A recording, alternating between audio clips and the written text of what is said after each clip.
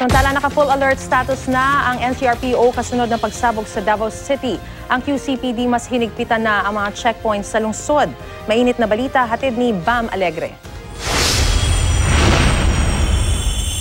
Bago makadiretso ang mga motorsiklo sa bahaging ito ng Commonwealth Avenue sa Quezon City, kailangan muna nilang dumaan sa mahigpit na checkpoint ng QCPD. Inisa-isa ang kanilang mga papeles para tiyakin na sila ang may-ari ng mga dala nilang motorsiklo. Driver's license po nila, sir, tapos yung po rehistro ng motor po.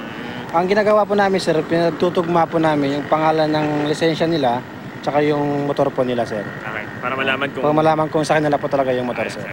Ang mas mahigpit na seguridad, hindi naman daw minasama ng mga rider. Okay naman siya kasi para sa lahat naman eh. Kasi may mga time na gaya ng mga in the past na nangyari, di ba, may mga tandem na dumadaan na hindi natin alam. Ang mas masinsing checkpoint na ito, bahagi ng full alert lockdown ng mga otoridad matapos ang nangyaring insidente sa Davao City. Nauna nagdeklara ang lokal na pamahalaan ng Quezon City ng heightened alert para tiyakin ang kaligtasan ng mga mamamayan at importanteng mga pasilidad sa lungsod. Sinundan ito ng NCRPO na nag-anunsyo ng full alert status sa buong Metro Manila. Ang direktiba, magtalaga ng random checkpoints sa mga mahalagang pasilidad katulad ng mga pantalan, bus terminal at paliparan.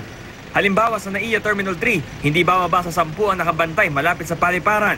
Ang ilan sa kanila, armado pa ng assault rifles.